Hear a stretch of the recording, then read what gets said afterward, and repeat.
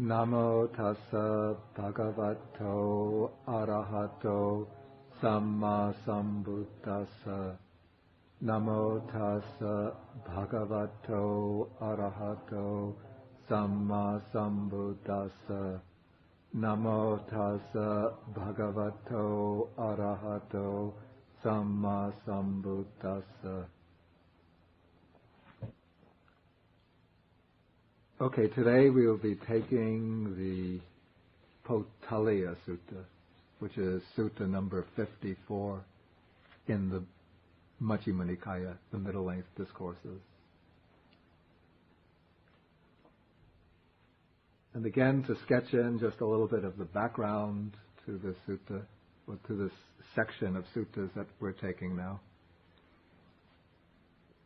Up until last week, the previous section, a group of suttas that we had studied, were concerned with describing the way to achieve happiness and fulfillment within the round of existence, within samsara.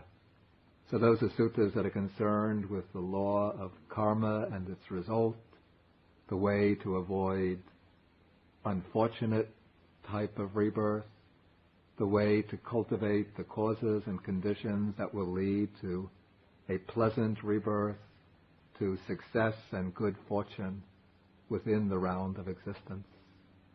Those suttas also dealt with basic ethical observances, observance of precepts, the achievement of harmony and cooperation between people, the avoidance of anger, development of patience, and other virtues which are of a worthy but still mundane nature.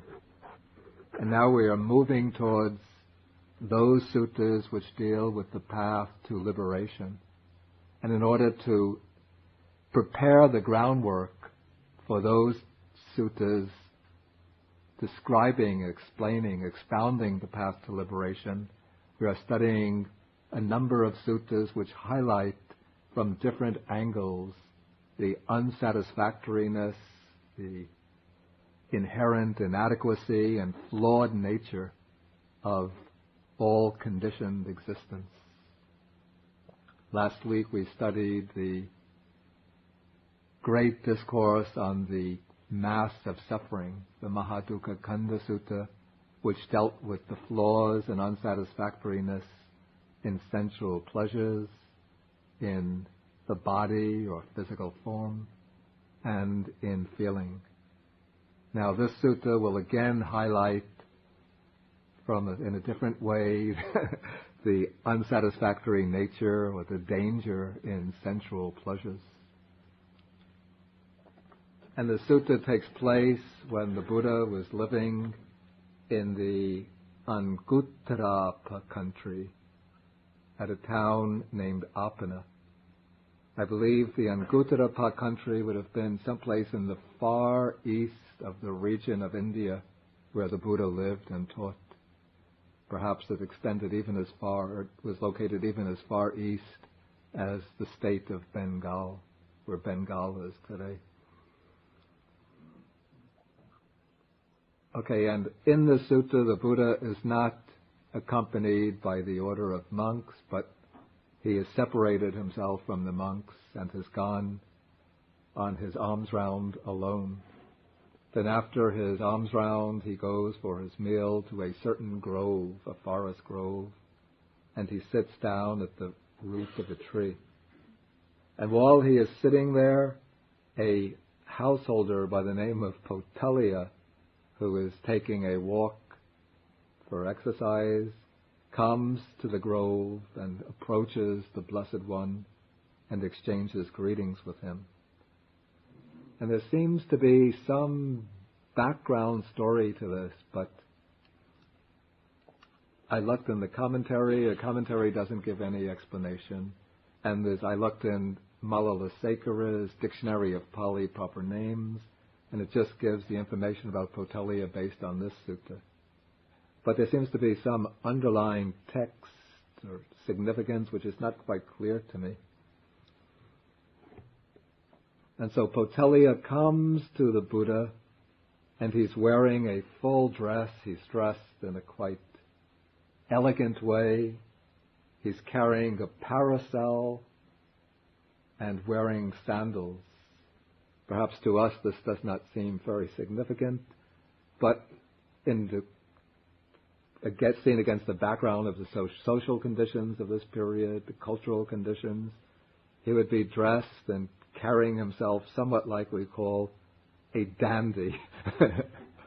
And yet he thinks of himself as being a renunciant or an ascetic, as we will see. And so when you carry a parasol, it's like a mark of prestige or class.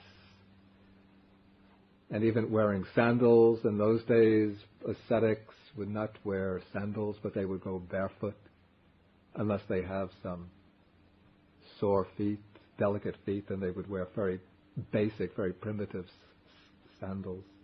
But he must have been wearing decorated sandals, maybe with animal figures, polka dots, paisley design. And so when he after exchanging greetings with the Buddha says to him, "There are seats, householder, sit down if you like." Of course, there wouldn't be chairs there, but he's saying, in effect, pull up a pile of leaves or a log of a tree and sit down. But the household of Potaliya becomes angry and displeased because thinking that the Buddha has addressed me as a householder. He thinks he's a renunciant, an ascetic. And so he just stands there, keeping silent. And then a second and a third time, the Buddha says to him, "Sit down, householder." And the second time and the third time, the householder Potaliya is angry and displeased.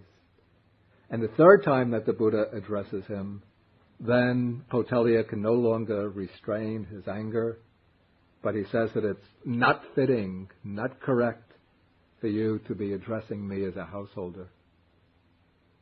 Then the Buddha says to him that for all practical purposes, he looks like a householder.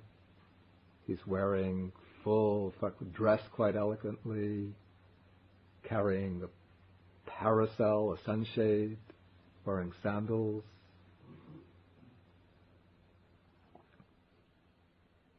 And so Potaliya explains, he says, "I have given up all my works and I have cut off all of my affairs." And the Buddha asks him, "How have you done so?" And he says that he has given all of his wealth, all of his property to his children, and then he still lives with them, and they provide him with food and clothing and other basic requisites, but he just keeps aloof from them and doesn't interfere with their affairs.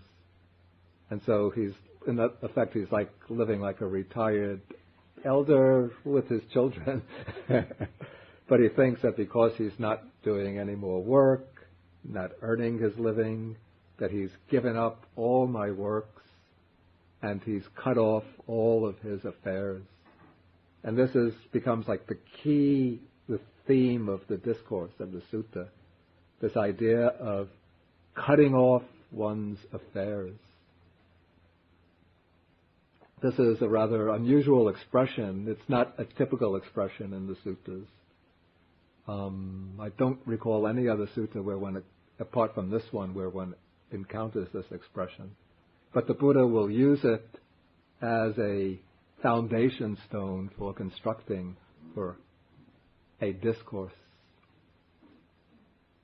And so the Buddha says to him that the cutting off of affairs, as you describe it, is one thing, but in the Arya Vinaya, that is, the discipline of the Noble One, the cutting off of affairs is something quite different. And here this important expression, Vohara Samucheda, has several shades of meaning. The commentary explains, first, the usual, typical meaning of Vohara is business dealings. Vyavahara means to conduct transactions, to sell and buy things. Then it has another shade of meaning, Vohara, as expression or term of reference. And here, of course, to become a true renunciant in the Buddha sense means first that one gives up all business dealings, all buying and selling. Then Vohara has the other sense of a designation or a label, a labeling. Designation, expression, label. And so here the Buddha is going to explain how one gives up the designation of being a householder and becomes a true renunciant. And then the third sense of Vohara is volition or intention. These will be intentions that keep one bound within the round of existence. Particularly at the deepest level, Vohara seems to be referring to the fundamental defilements, the deep underlying defilements which keep one in bondage.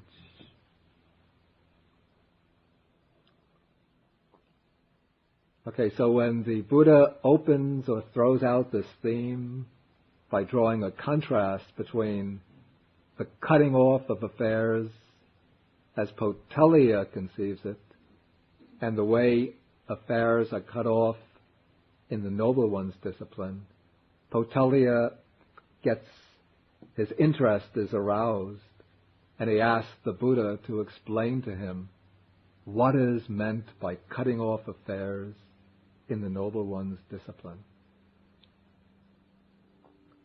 And so the Buddha begins first with a very concise explanation.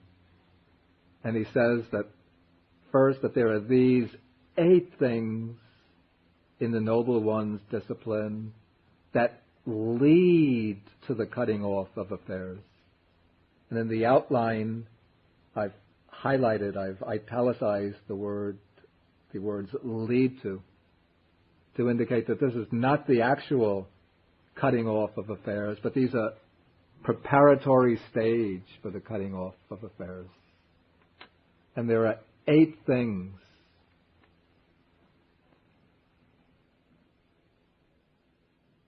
One is the abandoning the killing of living beings. And this is done with the support of the non-killing of living beings. In other words, it seems, by taking the precept of not to kill living beings. Again, with the support of taking only what is given, one abandons the taking of what is not given. One observes the precept to abstain from taking what is not given. Again, one undertakes the precept to abandon false speech, and one makes the commitment to speak truth. So, with the support of truthful speech, false speech is to be abandoned. Then the following items are not governed by actual precepts, but they are guidelines to right conduct. Here, with the support of unmalicious speech, malicious speech is to be abandoned. Malicious speech means, this is pisuna vacha in Pali, speech which breaks up friendships and harmony between people. In other words, this is slanderous speech, speech which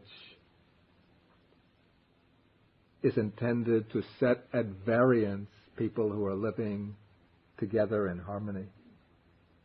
And so one makes a determination never to speak anything which is malicious, which has the intention of dividing people who are united. Then one makes a determination to refrain from excessive greed, from strong, intense selfishness and greed.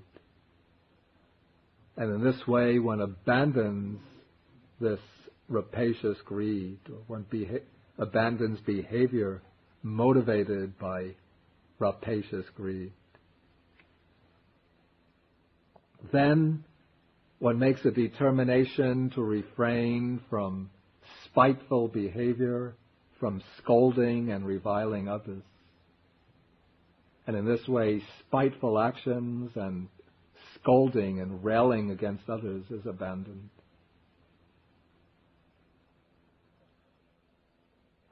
And then the next phrase, I don't know that it's translated correctly here. It's kodupayasa. Now I would take it almost as being two items, anger and despair. Or maybe it could be misery produced through anger. So one makes a determination to, I would understand it to mean that one makes a determination to refrain from anger. And by refraining from anger, then one abandons the despair and misery that arise when one burns and blazes with anger. And then with the support of non-arrogance, arrogance is to be abandoned. Arrogance here is, in Pali, the word is atimana.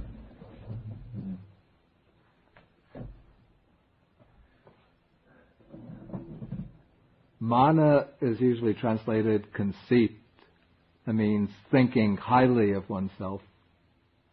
And atimana is thinking so highly of oneself that one looks down at others and condemns others. One has a kind of contemptuous, haughty attitude towards others on account of one's high estimation, high overvaluation of oneself.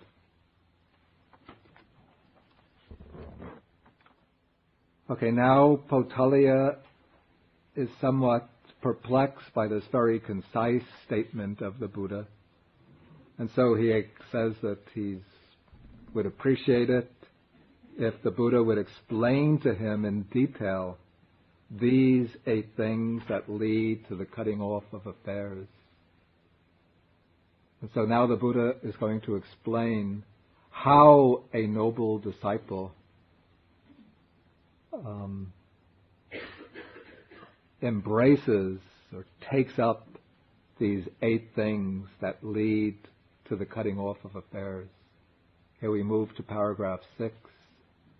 Okay, we begin with the principle, with the support of the non-killing of living beings, the killing of living beings is to be abandoned. What is the meaning of this? Here, a noble disciple reflects, I am practicing the way to the abandoning and cutting off of those fetters because of which I might kill living beings. This is a very important word in the Buddha's teachings that we come across again and again, the word fetters.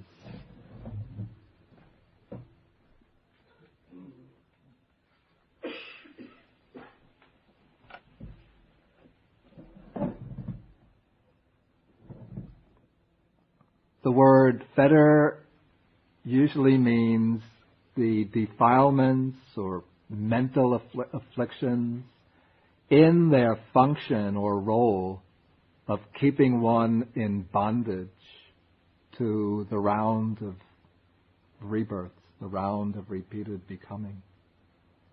And the noble path of the Buddha is proclaimed precisely to show, to bring about the cutting off of these fetters, so that when all of the fetters are cut, one gains final liberation. Usually the texts, as we will see later, enumerate 10 fetters. This is the classical formulation. 10 defilements that keep one in bondage. But sometimes more succinctly, they reduce the fetters to the three: greed, hatred, and delusion. So here we consider, or the noble disciple considers, that he is practicing the way, the path to cut off these fetters that keep one in bondage. And the grossest way these fetters keep one in bondage is by motivating unwholesome bodily, verbal, and mental action.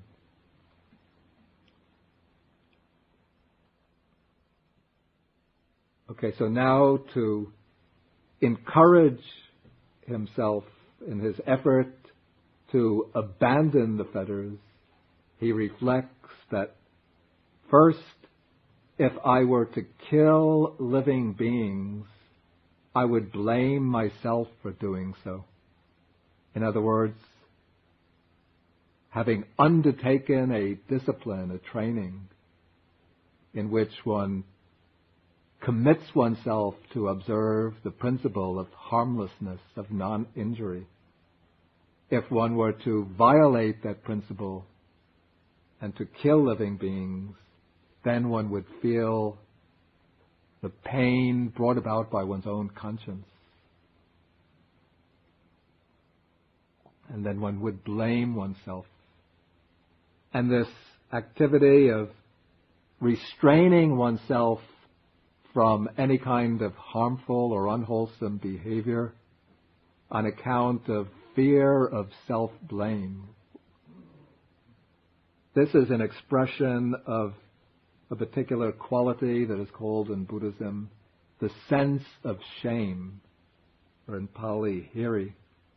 The Buddha speaks of two basic or two mental factors, two qualities, principles, which are, in a sense, the underlying springs of moral behavior. One is the sense of shame. The other is fear of wrongdoing or moral dread. In Pali, hiri and ottappa. Through the sense of shame, one doesn't want to commit unwholesome action because it will disturb one's own conscience. And one experiences a sense of oppression, of affliction, through the reminder in one's own mind that one has committed unwholesome action. One is falling from one's sense of honor, so to speak, one's inner sense of honor. But the sense of moral dread is a fear of the consequences of unwholesome behavior. And one of these is that if one engages in unrighteous action here and now, other people, the people that one respects, the wise and virtuous people, might investigate one's behavior and criticize you for doing so.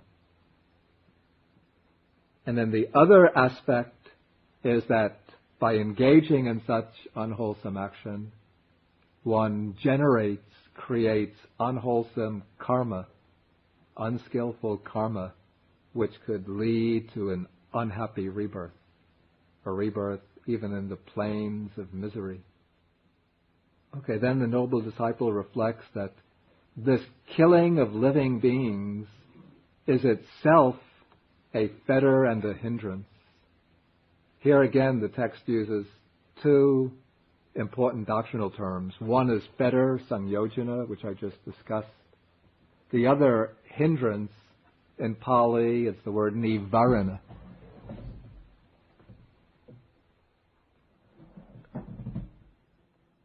And the classical form of nivaranas, hindrances, are 5 mental states which are called hindrances because they block one's progress in meditation. We'll come across these in later suttas just very quickly. They are sensual desire, ill will, sloth and torpor, restlessness and remorse and doubt. But here the Buddha is saying that the killing of living beings itself is a fetter, in the sense that it binds one to the round of existence, and it's a hindrance in the sense that it blocks one's progress on the path to liberation.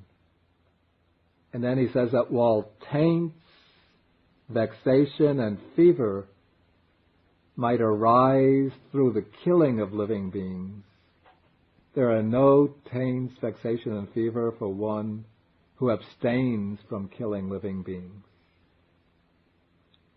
Here again, there's an important doctrinal word here. The word is asavas, which is translated taints.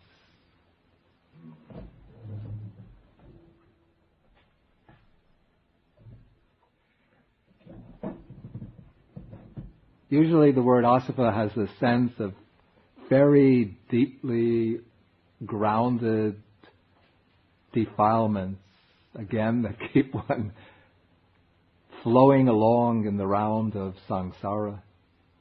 But here I think the word is used in a somewhat different sense, more to imply just troubles or difficulties. And it's grouped together with vexation or disturbance. Vexation, disturbance, distress. Yeah. It was vigata, distress. And then fever. Fever, it's not the fever that you get when you have a sickness, but it's a kind of burning of the mind that takes place when one engages in this morally unwholesome action. And so, by abstaining from the killing of living beings, one eliminates to some extent this fetter and hindrance which consists in the taking of life, and one avoids the troubles, the distress, and mental turmoil that arise or that occur, even in very subtle ways in the mind, when one habitually or even occasionally engages in killing. Okay, and then the same type of reflection is applied to the other 7 cases. And all of them are speaking about how, with the support of one quality, one virtuous or wholesome quality, either a precept or a disposition, determination of the mind, a certain unwholesome quality, an unwholesome action or unwholesome state of mind, is to be abandoned. And this leads into the important theme of abandonment or abandoning. This is, again, a certain key word that comes repeatedly in the text, the word pahana.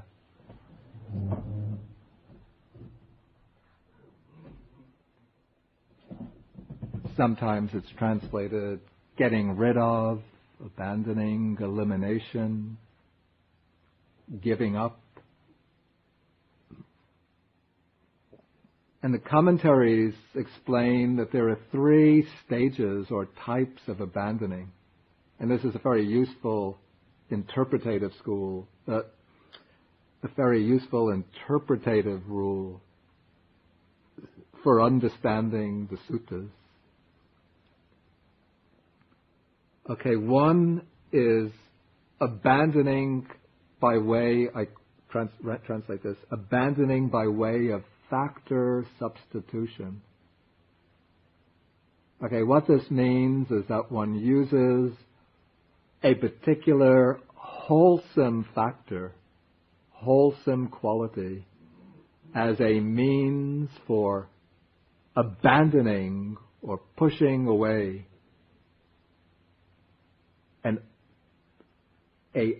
an unwholesome quality, which is the exact opposite of it.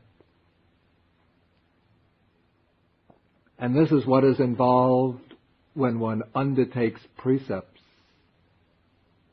When one undertakes the precepts, then one takes a guideline to right action.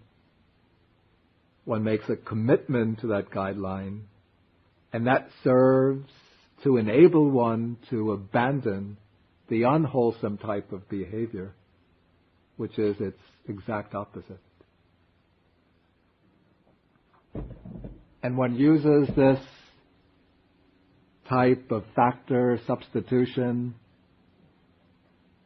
well, if one is training oneself, many times during the day when, say, an unwholesome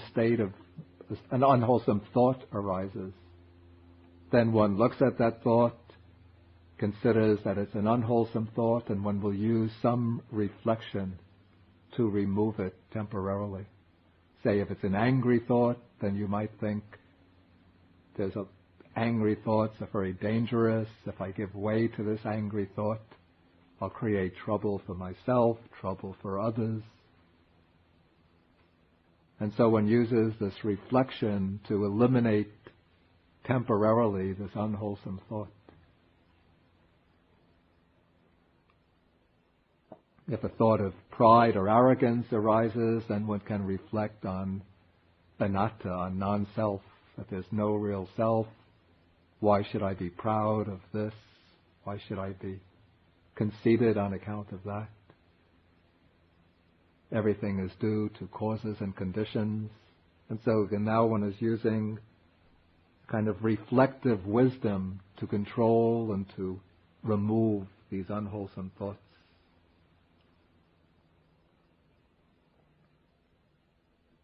Okay, but this type of factor substitution is not very secure, not very reliable. So the next stage in abandoning defilements is called in Pali vikambana pahana, which is translated abandoning by suppression. Now, suppression is not in favor these days in this post-Freudian era. But suppression here doesn't mean repression, that is pushing something away without being aware of it. But this is the removal of defilements from the surface of the mind by training the mind in concentration so that one can develop a strong samadhi, a power of mental absorption, and the mind becomes very clear and pure. But this clarity and purity of mind does not come through the ultimate elimination of the defilements, but through the force of mental concentration. In this case, to compare with factor substitution might be compared to if there is a rotten peg in a block of wood and you want to get rid of it, say it's performed some important function, you want to get rid of it, then you take a hammer and another peg and you knock it out. But now, abandoning by suppression, this is like if you have water with a lot of mud in the water, mixed in the water. You let the water stand until the mud settles to the bottom of the bowl. Then you have clear water inside the bowl, but still there's mud on the bottom. Okay, so the next stage in abandoning is called abandoning by eradication. This is the complete elimination of the defilements by cutting off their subtle underlying roots. And this is the function of prajna, or wisdom. This is like after the mud has settled in the cup, this is like scooping out the mud so that there's no more mud remaining in the cup. Okay, now up to this point, what the Buddha has been explaining are methods of abandoning these unwholesome states, these 8 unwholesome states, through factor substitution. In other words, this whole training that's been described so far to overcome these 8 undesirable qualities is a training in moral discipline or moral restraint. Moral restraint, in some cases, of bodily action, as when one avoids killing and stealing. Restraint over verbal action, moral restraint over verbal action, when one avoids false speech, malicious speech, scolding of others. And then there is restraint of mental action, the morality or virtue of mental restraint, when one avoids rapacious greed, angry despair, and arrogance. Okay, so now the Buddha, in paragraph 14, he says, these 8 things that lead to the cutting off of affairs in the Noble One's discipline have now been expounded in detail. But the cutting off of affairs in the Noble One's discipline has not yet been achieved entirely and in all ways. And so again, the Buddha is sort of enticing Potaliya, who originally was quite proud and even arrogant, but now Potaliya is being humbled by being given these cryptic statements which he doesn't understand, so that he'll ask questions, and the Buddha will answer the questions, leading Potaliya deeper and deeper.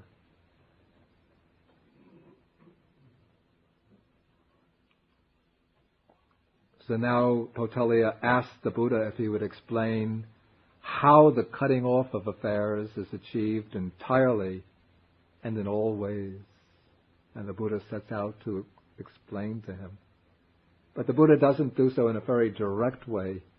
But now the Buddha is going to show the way to the deeper meditative attainments by highlighting, underscoring the danger, the unsatisfactoriness, the flawed nature of sensual pleasures.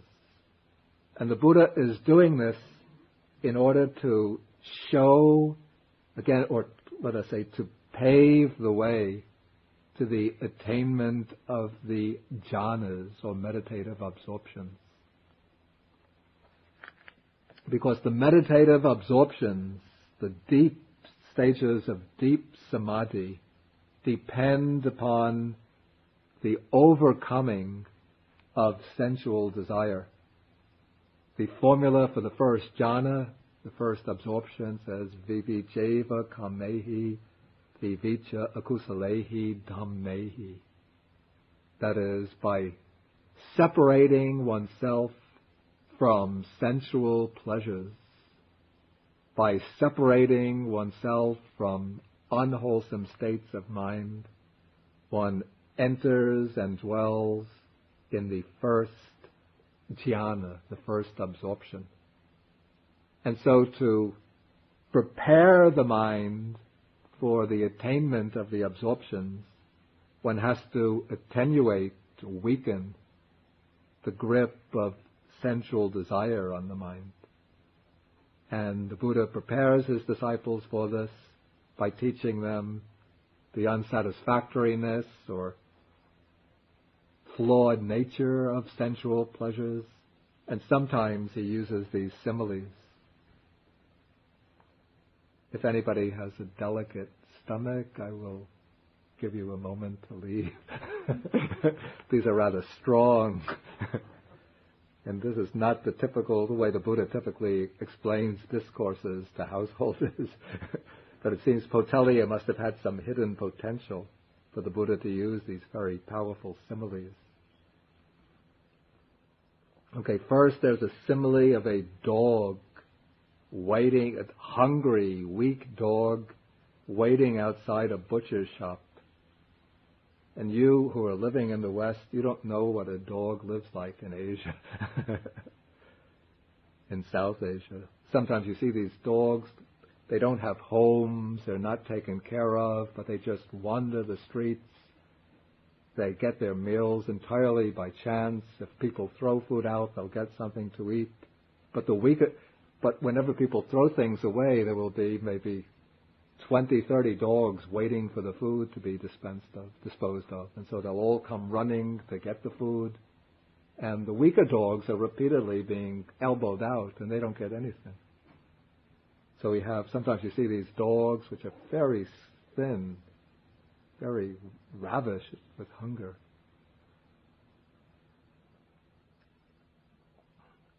And so now a butcher, he's working in the butcher shop, and when he cuts off the meat from the carcass of a cow or some other animal, he sees the dog waiting there, and he's cut off all of the meat, but he just, out of sympathy, he throws this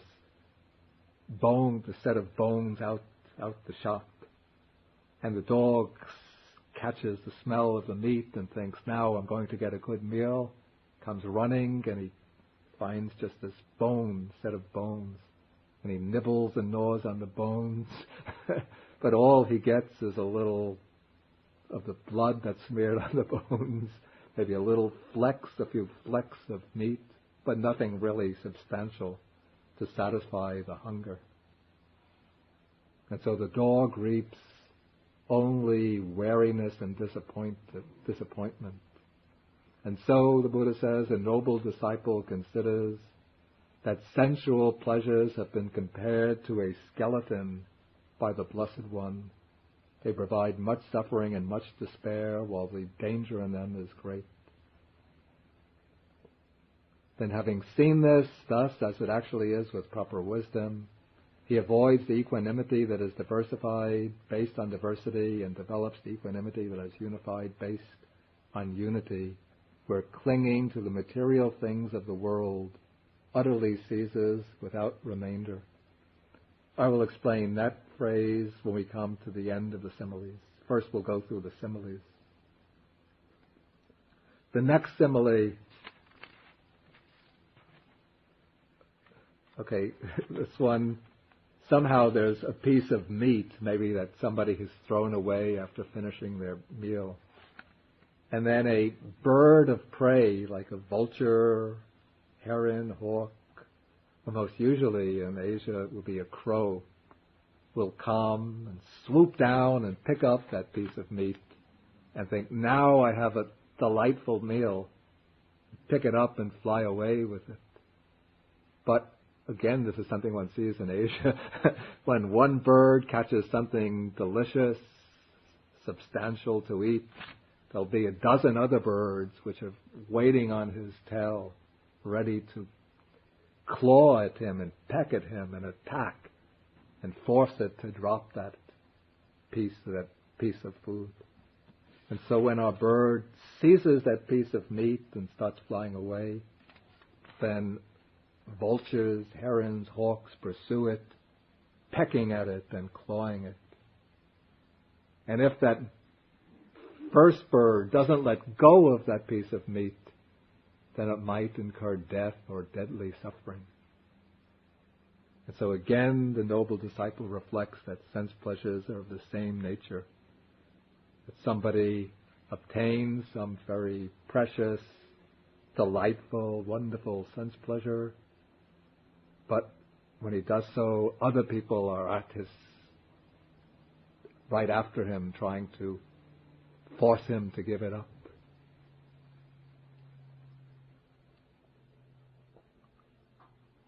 The next is a blazing grass torch.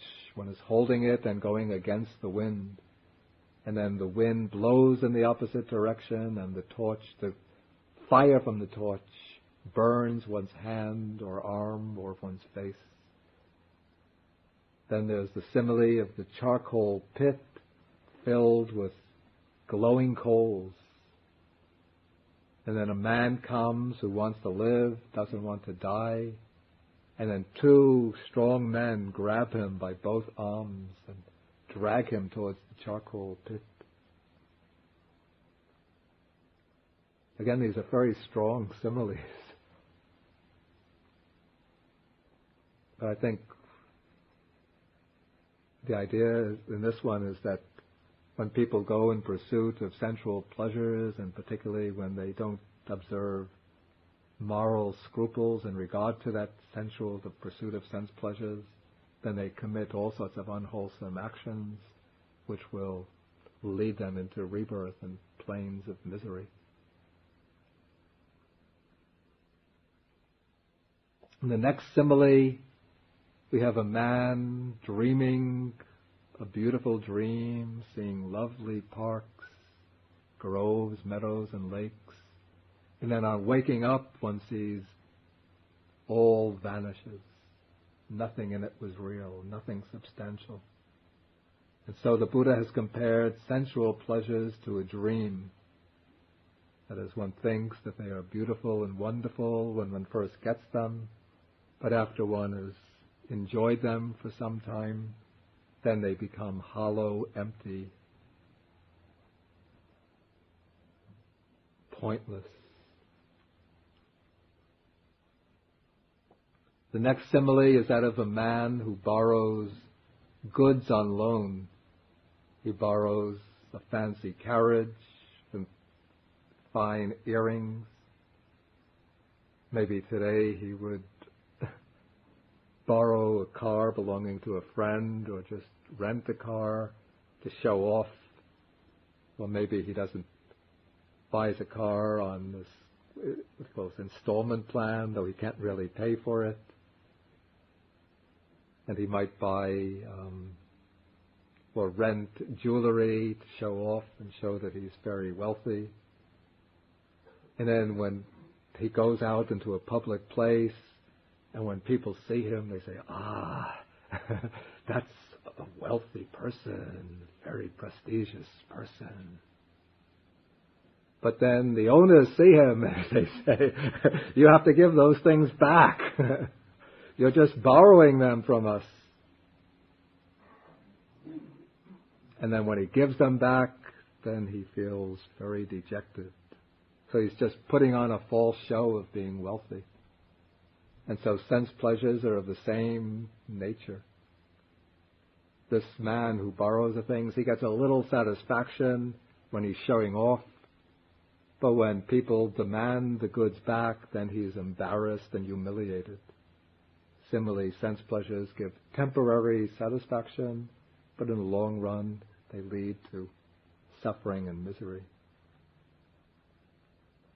Then the last simile is that of a tree, which is laden with fruit, and a man comes who wants to enjoy the fruit, so he climbs up the tree and he starts to eat the fruit, enjoying himself. Then another man comes along who wants fruit, and he thinks that he will cut the tree down and eat the fruit. So he starts cutting away. He doesn't pay any attention to the first man in the tree until, as he cuts, the tree falls and the first man becomes injured or even dies. And so with this idea in mind, the Buddha has compared sensual pleasures to the fruits on a tree. Okay, now we come back to this phrase, having seen this thus as it actually is, with proper wisdom, the noble disciple avoids the equanimity that is diversified based on diversity, and develops the equanimity that is unified based on unity, where clinging to the material things of the world utterly ceases without remainder.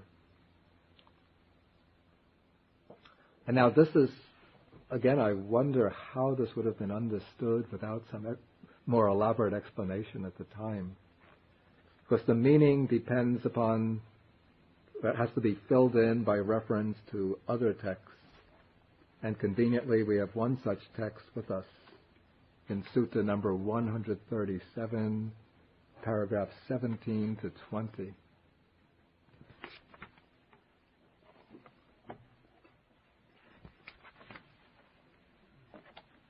But to get the meaning of that more fully, One has to take a whole block from that Sutta number 137.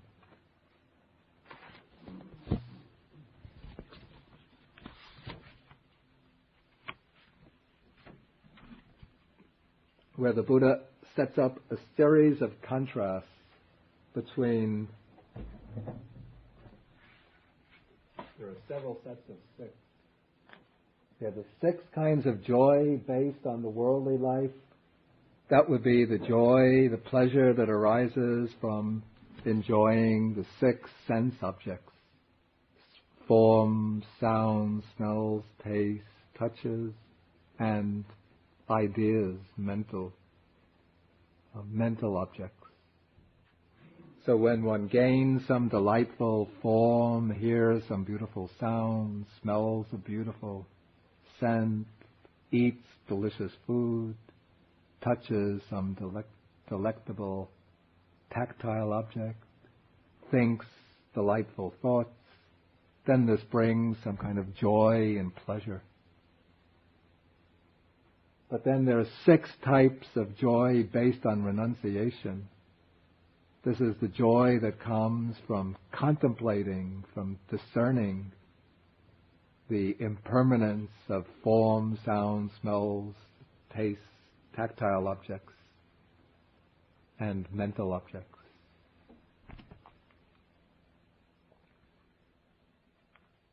And one uses, the Buddha says that one uses the 6 types of joy based on renunciation to overcome and to eliminate the 6 types of joy based on the worldly life, the life of sensual indulgence. Then there are 6 types of sorrow based on the worldly life. That is, when one fails to get some sensuous object that one wants, form, sound, smells, then one feels miserable and upset. But the 6 types of sorrow, there are also 6 types of sorrow connected with the life of renunciation. And the text says that when one is contemplating the impermanence, change, fading away and cessation of forms, and sees the universal impermanence of all forms, and one yearns to enter upon the stages of liberation, but one is not yet mature enough for that attainment, then one feels some grief or sorrow because of that. And this relates to all 6 sense objects. Then there are 6 types of equanimity based on the worldly life. Here the word equanimity is upekkha.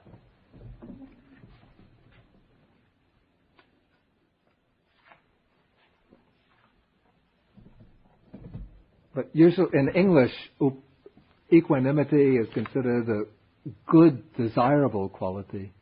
So in the case of the worldly type of upekkha, we might render it instead as apathy or indifference. This is the apathy of the ordinary person, the spiritually undeveloped person.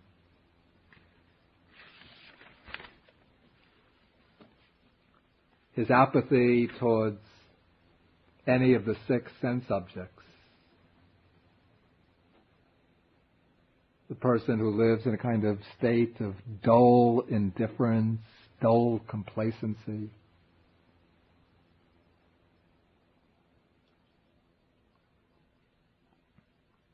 But in contrast to this are the 6 types of equanimity based on renunciation. And this is the equanimity that arises when one sees and penetrates with wisdom the impermanence and changeful nature of all forms, sounds, smells, taste, tactile sensations, and mental objects.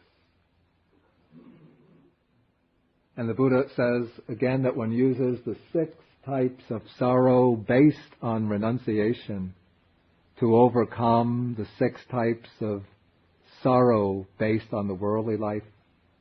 And one uses the 6 types of equanimity based on renunciation to overcome the 6 types of equanimity or indifference based on the worldly life. But even this equanimity that is based on renunciation, when it is relating to different sense objects, is still called equanimity that is diversified based on diversity. Here, if you look on page 1070,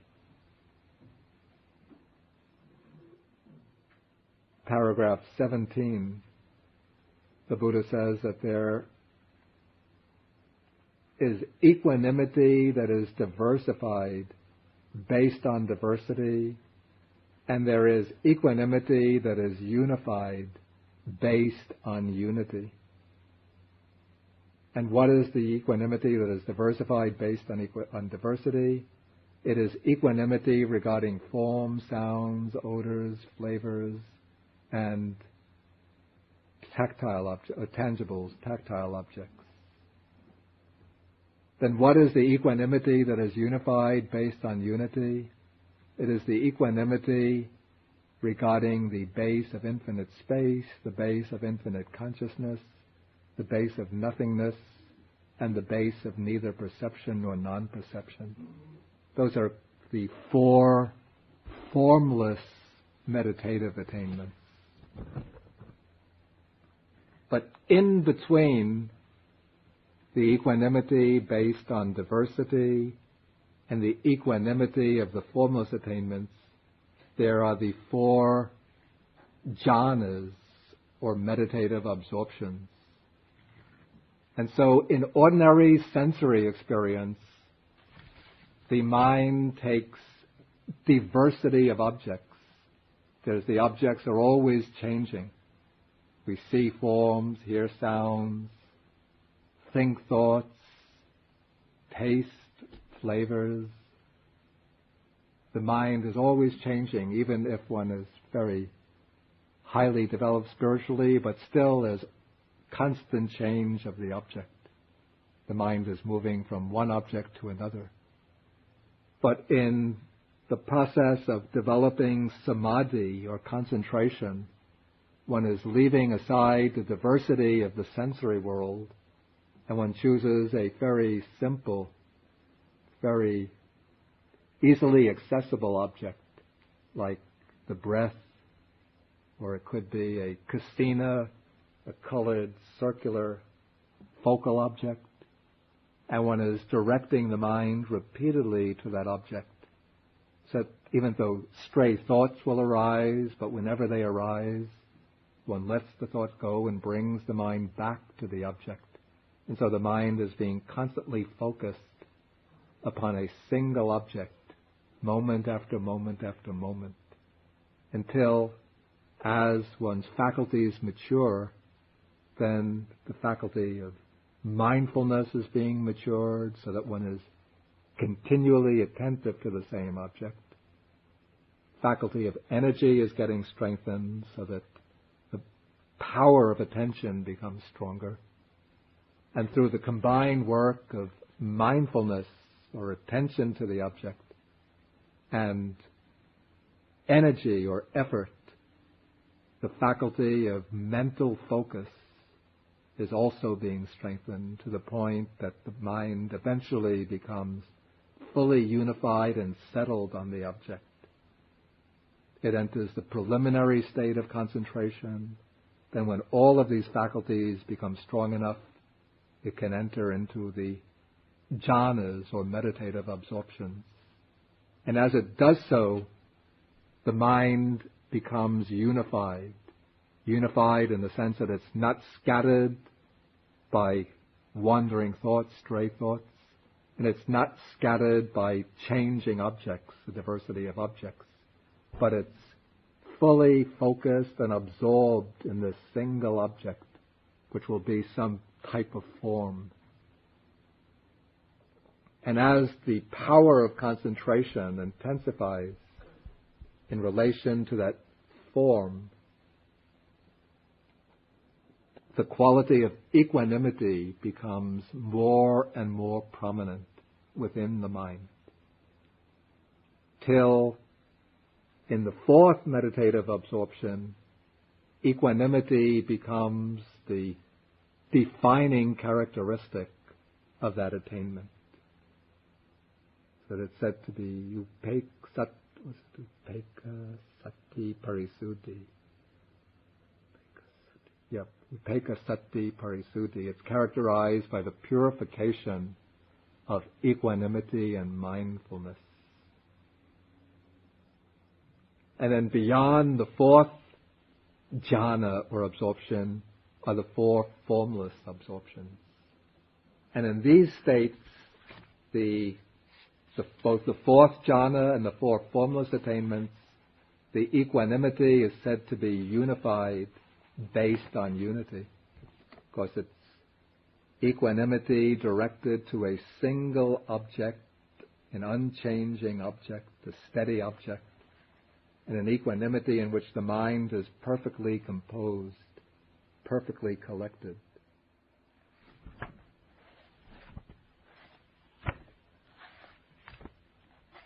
And so now we go back to the sutta, back to page 472. Okay, now the state of equanimity based on unity is not yet a state of liberation. It's not even a state of wisdom, but it's a state of concentration, very, very deep concentration, in which the mind is perfectly poised, perfectly collected, and it's described as a state of, in the text here, a state of supreme mindfulness whose purity is due to equanimity. Upeka sati parisuddhi.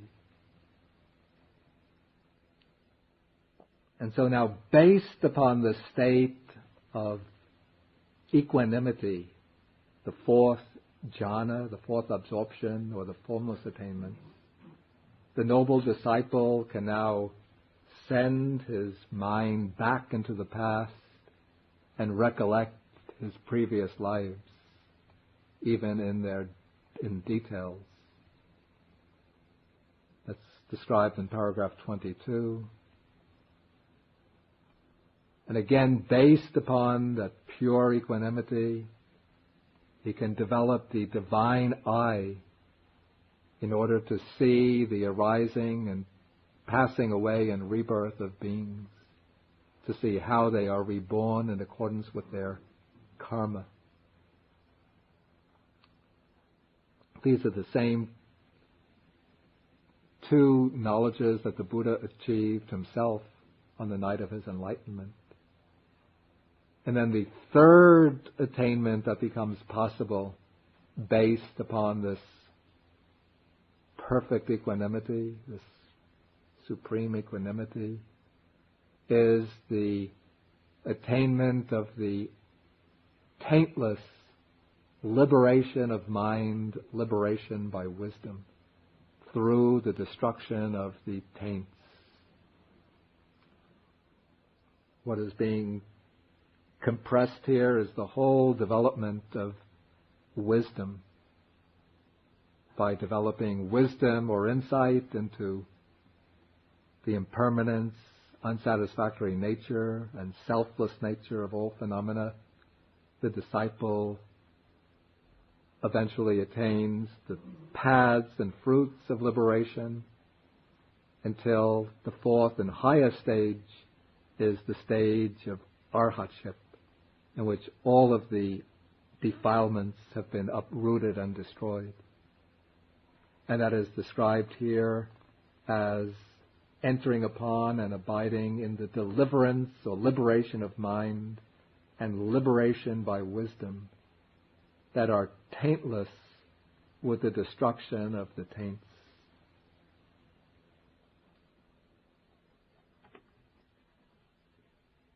And now the Buddha says, at that point, the cutting off of affairs and the Noble One's discipline has been achieved entirely and in all ways. And so now the Buddha, in a sense, has completed the exposition, the explanation of how all affairs are cut off entirely in the Noble One's discipline. And now he, in a sense, throws the ball back into the hands of this householder Potaliya and says, "What do you think, householder? Do you see in yourself any cutting off of affairs like this cutting off of affairs in the Noble One's discipline when it is achieved entirely and in all ways?" Then Potaliya, now he's in a sense been humbled, and he says, "Who am I that I should achieve any such cutting off of affairs?" He's probably living quite comfortably. One would assume that since he's dressed elegantly with a parasol, it's a sign of upper class status. Maybe it's a mercantile family. So his children might have a whole story for him, a suite, we call a suite of rooms. They bring him his food every day. Whenever he wants to eat, he can eat, enjoy taking nice strolls, living quite comfortably and leisurely, and think that I've cut off all affairs. And so now the Buddha has explained what the true cutting off of affairs means. And so now he is moved with admiration for the Buddha, and he makes a kind of confession that previously he thought that wanderers of other sects, he must have had some affiliation with some of the other ascetic communities of the time, and he thought that they were thoroughbreds. Here by thoroughbreds doesn't mean horses, but a thoroughbred was used as a figure of speech to indicate a well-trained person, a person who's fully accomplished in spiritual matters. And so the Buddha speaks of Puri Sajaneya. The thoroughbred person. And the Potaliya must have had also from this paragraph, it seems, almost a contemptuous attitude towards the Buddhist monks, thinking that they were not thoroughbreds. Perhaps because the Buddhist monks didn't observe the extreme ascetic practices that some of the other communities followed, and so the other ascetics would have been observed very austere practices, fasting, and so on. So he might have been an admirer of them. But now he's learned what the Buddha's path to deliverance entails. So now he recognizes that the wanderers of other sects are not true thoroughbreds, whereas the Buddhists, the bhikkhus, the Buddhist monks are the true thoroughbreds. And so now he says that the Blessed One has inspired in me love for recluses or ascetics, confidence in ascetics, reverence for ascetics, and then he declares himself a follower of the Buddha by taking the threefold refuge and asking the Buddha to remember him as a lay follower who has gone to him for refuge for life. And with that, the sutta is completed. Any questions, comments? Yeah.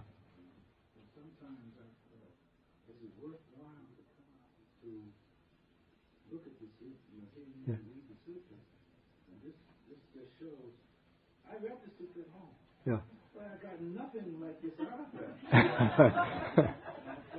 It's really amazing the job you've done in explaining it. Because when I was coming here, I was thinking, people could read the Sutta at home. What do they need me to explain? I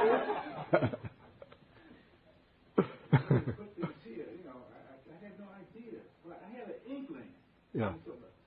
With the support of the the abandoned. Yeah. And I thought, well, what could they possibly mean by that? That's an idea. Like, okay, I'm on the road, and this road's going to lead somewhere. Yeah. And the fact that I'm on the road is helping. But it's, you explain it so clearly, much clearer than it is in the text. Well. I have to say that. Oh, we didn't pay Wait, you. wait. We did not pay Yeah. Hello, Buddha. Got a complaint. Well, the Buddha didn't make it. I said that. I have to say, this is an interesting point, and it seems to me this isn't a complaint, but that the suttas are actually probably, and I've never seen this discussed in scholarly papers, the question, what exactly is a sutta? Is it intended to be a verbatim report of what the Buddha actually said, or a kind of, what they call a précis, synopsis of what he said? And it seems to me there's a strong case for saying that many of them are sort of compressed, because they had to be transmitted for 400 years or so. They were transmitted by memory. And so if one tried to record and transmit everything that was said in the discourse, it would probably have been would have made overwhelming demands on the faculty of memory. So I think to a good extent, suttas have been compressed to make them compact and easy to transmit by memory. And so, like this passage on the contrasting equanimity that's diversified with the equanimity based on unity. Say, if I've never heard any Buddhist discourse before, I come to somebody who's preaching or giving a lecture, and he just mentions this one sentence, I'm utterly bewildered. So I can't imagine how Potaliya would have understood on the spot without a fuller explanation. But because the explanation occurs in other places, probably the compilers of the suttas would have felt that they could condense this passage and then expect that those who are expounders of the Dhamma, when they come to this sutta, would be able to elaborate it for their pupils by referring to the other suttas. Yeah, Suki.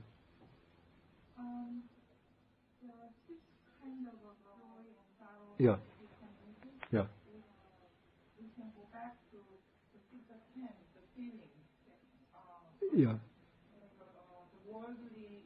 Yeah. Yeah, actually that's a good point too. To the Satipatthana Sutta. Mm. In the it's divided into like a worldly joy and unworldly. Yeah. Worldly Yeah. and unworldly. Yeah. Now here, diversified and unified. Yeah. But unified only applies to the higher. Higher Pujana, not the lower Pujana. Well, one could see a movement from the diversified. Wait, say again your point. It just. Where does the first jhana to fourth jhana? Yeah. Okay, that's a good point. They would seem to be approximations to the equanimity based on unity. Of course, even in the lower jhanas, one has given up the diversity of objects. But in the lower jhanas, equanimity is not yet a very prominent characteristic, because the first three jhanas, the feeling present is one of bliss or happiness, bliss or pleasure. And so equanimity is present in those jhanas, but it is not very prominent, because it's sort of overshadowed by the blissful feeling. It's something like maybe if there's a full moon, but you're in Manhattan, where there's a lot of illumination. Buildings have their lights on. You look up at the full moon, it doesn't show so brilliantly in the sky. And the moonlight, you hardly see any moonlight at all. But if you if you come out here on a full moon night, and then you look in the sky, then the full moon is very splendid and brilliant, and this whole property of the monastery, it's lit up. You can see that it's so bright in the full moon, light of the full moon.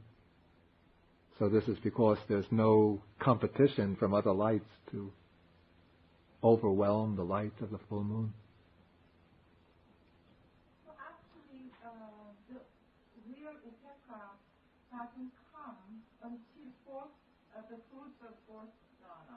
I wouldn't say that the real upeka can be present even in sensory experience, but this upeka, equanimity based on unity, really comes into its full, blossoms fully in the fourth jhana and above.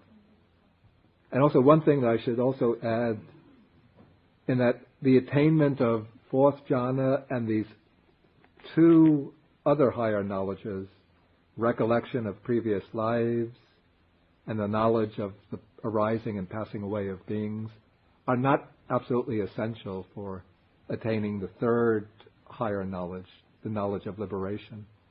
But here the Buddha is showing, in a sense, the complete development of the path, or at least a very complete or full development of it. So this will be a pattern of development which includes the four jhanas and all three of the vidyas, of the higher knowledges.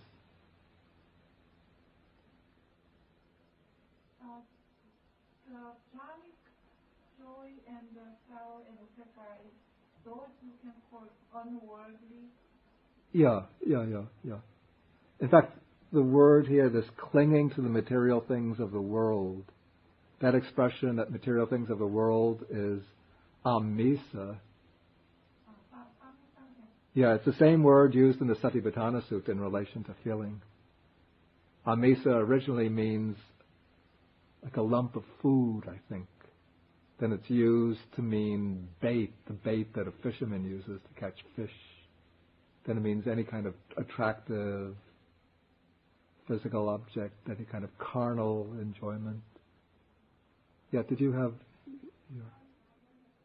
Yeah, that is actually the fourth jhana and above. We'll come to this the full jhanic formulas in a later sutta, so don't worry about it too much now. Yeah. But that phrase, supreme mindfulness whose purity is due to equanimity, that is like the capstone description of the fourth jhana, as we'll see. There was a hand up. Yes, I have a question regarding the criticism from others, moral good, Yeah. and seek to avoid dangerous ones.